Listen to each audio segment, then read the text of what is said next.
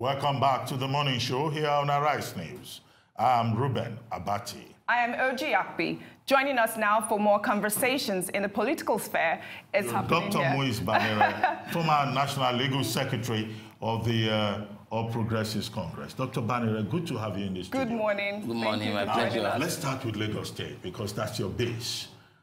I read an article this morning by Wale Fatade in The Cable, that platform that is owned by Simon Kolawole. And Wale Fatade is saying that in the context of what has been happening in Lagos State, that there is a feudal political system in Lagos that one man is in charge of. And you have been, he even mentioned that you have been a victim of that feudal system. I would like you to respond to that. Well, I'm sure it's not far from the truth. And that's the reality. And I think that is what appears to be playing out in recent time also. So I think I will endorse his view on that. No, it's not just for you to endorse it. How does that feudal system, how does it work out in Lagos? And what are the implications for democracy? Well, as far as I'm concerned, if you're following my own campaign and my crusade is that we need to liberalize the system, the political space in Lagos, so that the people themselves can determine who they want as their ambassadors. But that has not been the situation in the past. I've been of the view that you discover that it's somewhere, somebody somewhere will just say, this is the person, and that everybody will go that way. And I do not believe that is the best for any system whatsoever. And that had been the practice, and that appears to be showing its hand again now. And so for me, I believe that, in fact, that's why it gladdened my heart recently when they said they want to even, for the first time, to conduct direct primary in Lagos State. Unfortunately, however, there are still so many hurdles to cross in that regard. But for whatever it is worth, at least conceptually, the Gladys wants out that they want to do it. Unlike before that, it's just dictatorial. To say, you are the one that will become senator. You are the one that will become governor. No, I don't think that. The argument is that some of you have been disloyal to the Godfather. I mean, clearly, the person we're talking about is Asiwaju Bola Tinubu. You were also his godson. I mean, people who have talked about you, they said he picked you up when you were just, just... A toddler. No, not when you were a toddler. When you were just coming out of graduate school. No, interestingly, I don't know. No, let me finish. Yes. But some of you, you've been very disloyal to him. And even the present governor of Lagos State has been disloyal. And that is why we have this present situation in Lagos. And that the Godfather doesn't take prisoners. When you offend him, he comes after you. What do you say about that? Well, I disagree completely. In the first instance, I think for some of us, you see, there is always this misconception about what plays out regularly. When I campaign against a position, people say, like you observe now, you say, you are a beneficiary of a position. I say, what kind of a position? Position can only occur where there is an election, not where there is an appointment. If you like, for example, if it is an appointment issue, you can take the whole members of your cabinet or your agencies from your bedroom. I don't care about that. That does not offend internal democracy. It does not offend anything. It does not amount to imposition. Because certainly you can pick your team. So that, because at the end of the day, the buck stops at your table. But when it comes to elective position, you cannot. Because there are rules and regulations governing it. And that's where imposition comes in. Once you violate or you bypass those rules and regulations, then you have imposition. Unfortunately, for most of these people, I'm not one of those that have ever even attempted, much less contested an election. So I couldn't have been a beneficiary. However, we've been a family together, like you said. And some of us have always been of the view that, no, this is not right. And we fought it internally for a long time before eventually the thing came to the open, just like what is playing out now. Because it's not about disloyalty at all. You are bound to disagree. We cannot all agree on the same issue all the time. It's not done anywhere in the world. You must learn how to accommodate dissenting view. And that is the only thing that even brings development anyway. But in our own situation, my own situation, for example, I have nothing to do that to insist. Our point of disagreement is fundamentally issue of internal democracy. This dictatorship must stop. We must give the party and the nomination process handed over to the people, period. Well, I mean, during the, is it World or Congress elections yes. in Lagos, there was a group that emerged, the Fuadoki faction. Yes. That they said, you know, you were backing. But we've also had some members of the Lagos APC and the National APC here who say that there are no factions in Lagos. Do you agree, or what do you think? Are there factions? They must be clowns. There are 2 factions in Lagos State, factually and legally. There are no factions. And you know they will pretend to. They never want to face reality. That is why they are sinking gradually. They never want to face reality. Go and look at the trend of even the result of Lagos APC right from AD. It's been going down every successive election because they never want to face the reality. So you've just said that there are 2 fractions. Yeah, there are. That's what I'm saying, that there are. Instead of them addressing the grievances of any of them and at the end of the day integrating them, they continue to live in delusion that there is no division. In reality, there are 2 divisions. Not only that there are 2 divisions factually, there are, at least to the best of, not less than 3 cases in court challenging the authenticity of each one of them. So I don't know where they get the idea for. You see, this is the problem. They continue to pretend as if something does not happen. And what you do not know, unfortunately for them, is that even one vote counts and matters for somebody who is an experienced politician. But let's talk about your own politics. I mean, yes. How did you manage to lose your benefactor, who is no longer supporting you? And then you also lost the 3 senators from Lagos State, who in fact at a point wanted to stop your appointment as chairman of the Access Management Corporation of Nigeria. First instance, let me quickly correct that I'm not a politician like them. I have alternative contact address. I'm a professional to the core. That is secondary to me. So I have no benefactor as far as I'm concerned. I'm saying so categorically. So forget about that one. If I have chosen to serve my state in any capacity whatsoever, that does not mean that I'm being subservient to any power that be. It's just that apart from the fact that I'm an indigenous of Lagos, I owe it to the society, even at large, to add my own contribution to the society. So the issue of losing benefactor or benefits does not arise. And that is one thing we quickly need to correct in our system. And that is the problem we have right now, that you find people going to public space just for their selfish desire, not out of the need for public service. And that is the major challenge that we have. The earlier, the better, that we appreciate the fact that when people go into those positions, what they are going to do there, what you intend to go and do there, is try to add your own value and move on. But what is the difference? Because you used the phrase, you said, I'm a professional in politics, not a professional. The difference is that, I tell you, the difference is simple. 90% of the people we have today have no alternative, they have no job, they are jobless. The only thing they live on is politics. That's why they are always desperate. They are ready to kill to even sustain their position because they have no other thing. Can you name some of those people? Oh, there are so many. No, some of them. You some of your mentioned that there are 2 factions, right? You just Yes. mentioned that. So who are these 2 factions? Who are these? Can you name them? We have the Fuadoki faction and we have the Tunde Balogun faction. Okay. Yes. Okay, but they say you are the one backing the Fuadoki faction. Well, if they say I'm backing, maybe that may not be far from the truth from professional point of view, because as a lawyer, I know that the one that is legal, the Congress that actually comply with our rules and regulation, is that conducted along the line of Fuadoki. I know as a matter of fact, professionally. So that I will only back the rule of law or legality. You can't find me elsewhere. But That's Lagos, the reality. Lagos seems to be having political crisis now. The Godfather, seems to have different candidates. The local government council chairman, they've said they are, backing Jide Sanwo-Olu. The governor has come out to say he's not fighting Asiwaju Tinubu. What exactly do you think is happening? And how do you think the conflict should be resolved? Well, as far as I'm concerned, it's not even a conflict, honestly speaking. It's just, like I said, liberalization of the political space. Internal democracy. It's not in Lagos State that a sitting governor is being challenged. We have it in Katsina, we have it in Adamawa, and I'm sure they will have it in some other states. So there's nothing new. There's nothing absolutely new. Let everybody go for primaries. Whoever emerges at the end of the day will be the candidate of the party. It's as simple as that. That's the way to resolve it. But who do you think will win the Lagos primaries if this impasse endures? Well, for now, it's unpredictable. And why I will tell you, because I do not have so much fact with me now in terms of who is backing who is with who. No, for it's example, in the public domain. No, you can't pretend. Well, it's in the public domain. Well, I need to know. Maybe if you educate me now, that I'll be able to be exact. You have not been reading the newspapers. No, I've not been. I've been too busy for that. No, tell me. You've not been reading the news.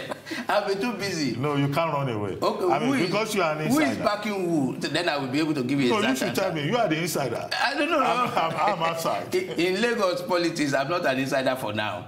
Really? Yes. You have I'm too busy with the national issues and election petition here and there now. So people can take Mushin away from anything they like, they can even do. You know, I've consistently been saying it, that I'm not a professional politician. I'm not ambitious politically. I have nothing.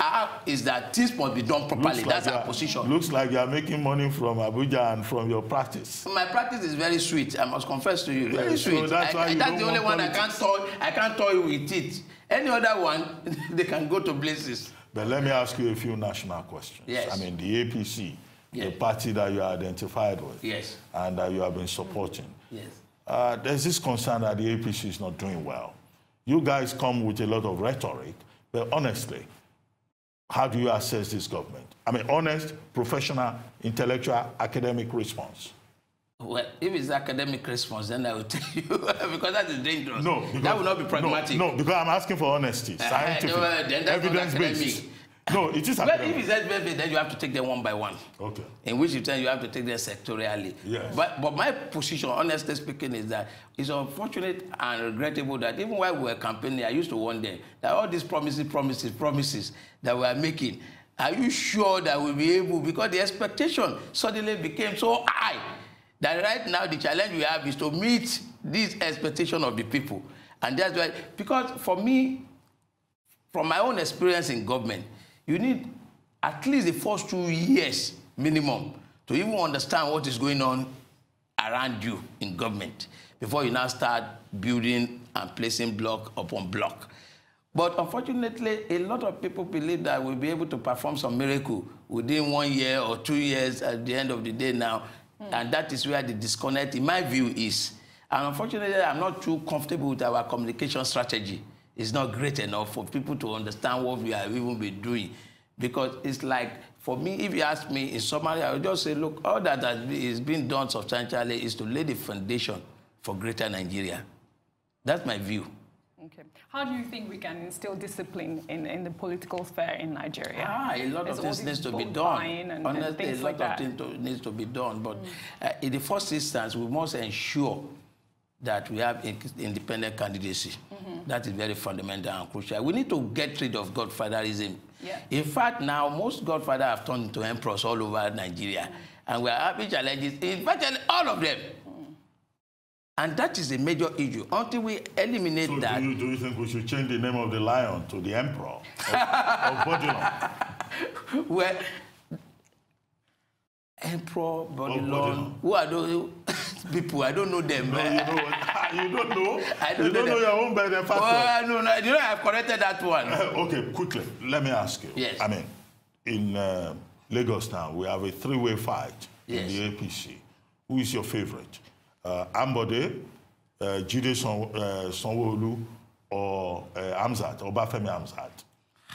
If you were to take a decision and say, look, in terms of whoever they are, this is the person I prefer. Honestly, I will go for Amzat. You go for Amzat? I go for Amzat. What about him? Tell us why. In the trend, I'm of the view, in fact, if I can even go beyond the basic, that you must look at not only the pedigree of candidates, you must look at the competence of candidates. If you evaluate the three of them and put them on a scale, of course, I know I've worked with, at least I work closely with two of them. But Amzat was the one who came to the space because of his father's influence. So I'm surprised. You know, you can come to the space. You can come into the space through whatever means. It now depends on you how you are able to deliver your own competence, how you exhibit your own competence. Okay, so. And that is where mine, because like I said, I work with Femi, I work with Jide. I never worked with the president government except as a junior officer. I worked at the local government when I was a commissioner as the council treasurer there, and later on he became permanent secretary. So we never really worked together at any level. But if I were to judge from what has happened the last 3 years and what others have done, honestly, I will pick Amzat first and foremost, because of his competence. Not only that he's articulate, he has foresight, he has all that it takes. It's experience. You see, experience, you can't discount it in governance. Let me tell you the reality. You can never discount experience in governance. Even if you have a PhD or you're a professor or whatever, and you come into government to possibly for the first time, it will take you the first 2 years to learn the rope. So if you now have somebody who must have spent roughly about 10 in critical ministries, and I'll deliver. But Jide Sanwo-Olu also has experience in critical ministries, and Ambode is a very... Okay, you need to tell me which... No, I work with Jide Sanwo-Olu in the board. Lagos, on the board of Lagos State Security Trust Fund. Now, why not Jide Sanwo-Olu? Why not Ambode? No, I've ranked them now. I ranked them. But Jide, what are the weaknesses of the others? Let me tell you, Jide, for example, too. Today, too, I've worked, in fact, we worked together, I think, for almost 10 years or thereabout. But in his own case, he served as commissioner for establishment. You know, that has nothing to do directly with public service in the first instance. And I think he also served as commissioner for the second time, I think, was it budget? I can't even recall it now, the one he's serving. But in terms, you see, you have some service ministry that, honestly, that is a test for you. Environment, works, those ones are just science and technology. They are fundamental ministries that you can't joke with. You need to be tested in transportation. Those are the ones that you actually must battle for you to know whether, because those are ministries where the greatest challenges of government are always there. If you are able to tame those ones, then honestly you can tame anything. That's why I said I would choose him immediately after, because I know he equally have that, if you like, let me use it loosely, academic competence in terms of what to do.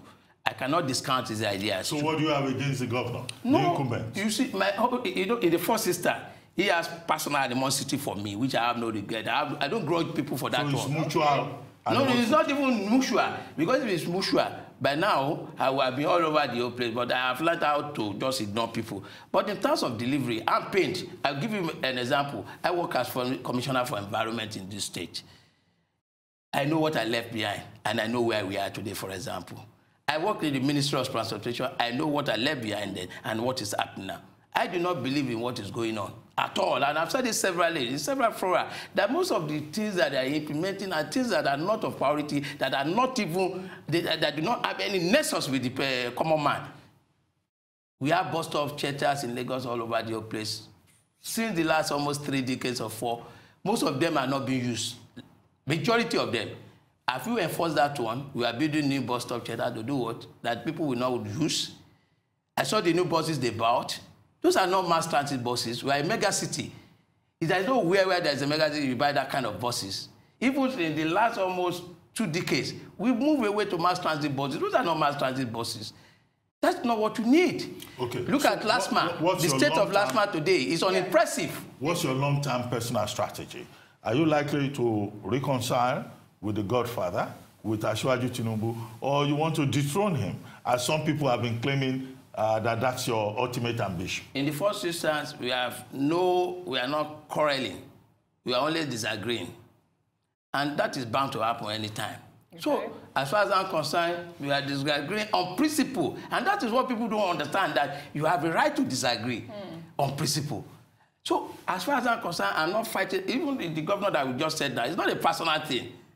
It's a matter of... When you say Mars, personal animosity... Yes, he has, because he accepts so. But from my own perspective, I have no personal animosity against him. But I have grudges against what is obtainable around us in Lagos. I can tell you this one, I don't agree. And you cannot tell me I cannot say so. That is where they always disagree with me. They will say, no, you don't say so. You keep quiet. No. Why does he have personal animosity against you? Well, honestly speaking, that's the question I've sent several people to ask him. Because I can say without fear of contradiction that they cannot count 5 human beings that delivered this election, the last election, without mentioning me. They can't count 5. So I don't know. I've sent several people to go and help me ask him that fundamental. Even his election petition, I took upon myself. So I don't know. Maybe because my perception, I might be wrong, is that some of them, they attribute to me one type or one form of political stature, but I'm not sure that I have. So they continuously see me as a permanent threat. And I don't know why I should constitute a threat to anybody anyway, because I'm not in the same arena with them. We are not on the same platform. I'm not ready to contest it. I'm not interested. If I don't even have money for form, even if I want to. So you see challenges now. But I still ask you, what's your long-term plan? If you are devoting this level of energy to Lagos politics, and you are saying you are a professional, there is a contradiction. You must be looking for something. No, I'm not. What are you looking for? Look, let me tell you, I don't need anything. You see, like I said earlier, let us move away from the fact that you need an office to impact the society. No, you do not. Okay. I do not believe so. And right now, maybe you've not been following. If you've been following, you will know that I am a convener of a group, United Action for Change, which is an NGO. It's a non-governmental body consisting of several cerebral human beings that are adding value to the system without any expectation of any reward. They even contribute money at meeting, 1,000, 2,000, 3,000, and we are making progress. We are impacting. We are building new leaders. AMCON appointment. Well, the Senate is here to concur. Screening has been done. Report is supposed to be tendered before them. That's all. So why do you think that's on hold? Because the people in Lagos don't want to. It's not on hold because the Senate has not resumed from the recess. That's it. They have to resume. If they don't resume, there's nothing anybody can do about that. Earlier on, you were honest enough to criticize the APC. Do you think President Buhari deserves a second term? Well, like I said earlier, I believe so. How and why? Yeah, I've told you that, look, the mistake, in my view, they might disagree with me, is that, look, when you are making promises in politics, you have to be careful. Because people are always taking you to your promises. We overpromised. That's the reality. We overpromised. And I know, as somebody who had been in government before, that, look, you have to always moderate what you say. So that, because when you get there is when the reality dawns on you. Because when you get there, when there are no resources to even implement what you want to do, what can you do? You become frustrated if you are not careful. And I think anybody coming, that's why I'm one of the people that support second term or change of the lifespan of tenure. Because there's nothing much you can do if you are coming in new for the first 2 years. Nothing. It's from the third year you start building something. The first 2 years you are already trying to do diagnosis here and there. Before I let you go, I want you to comment on 2 issues of law. One, Kemi Adeosun's NYSC exemption certificate, whether it was right or not for government to just be silent on it. And then 2, the president accepting nomination forms with persons who just went, put money together in, as has been argued, violation of Section 90, subsection 9 of the Electoral Act. Well, the first instance I'm aware there is an investigation that was being done, I understand, by the Office of the Vice President in respect of the NYSC issue. That I'm aware of. But that investigation has gone on for almost 100 days. Well, honestly, I have no access to and compare them. Ishe Sage, who is a senior lawyer, has said that that's not an issue, that Kemi Adeosun's competence is more important than the law. What do you say? Well, I disagree on that. Certainly, I won't subscribe to that now. The rule of law is too important. There is no option to rule of law under any circumstance. That's my view. That, look, without rule of law, we are all doomed, because the only alternative to rule of law is rule of man. And what that translates to is anarchy and tyranny. Simple. So, in your own interest that you must support the rule. So I disagree with you, but I'm aware that there is an investigation being done by the office. And the second point. And the second one, again, do we have a candidate now? No. You have aspirant. Yeah. That's number one. But you know that argument is solistic. The electoral law, you can't cherry pick. Listen. I'm with you. Let me educate you a bit on this thing. Yes, because that is not area. You have to maintain your lane in that area. There is a difference between somebody that is an aspirant and somebody that is a candidate. Yeah, that's the first one. And I'm saying that it's a wrong argument. It's not a wrong argument. Secondly, who are the people that contributed? How much did they contribute? How many are they in numbers? We need all this fact. You see, in law, you don't just talk on assumptions. Yeah, maybe somebody should go to court. Yes, and let us know, yes. How many people contributed? How much did they contribute each for this purpose? How did they bring it together? Who are they? Is it even a legal group? Because you have to be sure also of that. So there are so many issues that needs to be factually brought out for you to be able to take a legal position. You just don't live on an assumption and just comment. So when I see people commenting on legal issues all over the whole place, without even being seized of the fact, I just laugh. Well, I'm not as ignorant about law as you think. No, I didn't say you are that ignorant. I'm only cancelling that you maintain your lane. On camera. Anyway, great pleasure to have you here. I'm really excited. I like your forthrightness, you know, and the honesty with which you have stated your position. We'll keep an eye on your politics in Lagos State, even though you say you are not a politician. No, I'm not part of them in terms of being a professional. Yeah. You see, professional people, we have created that in Lagos, where people will permanently be contesting and struggling for position without any other job. Thank you very much. You know, we're really glad you were able to honor our invitation. It was nice to have you here.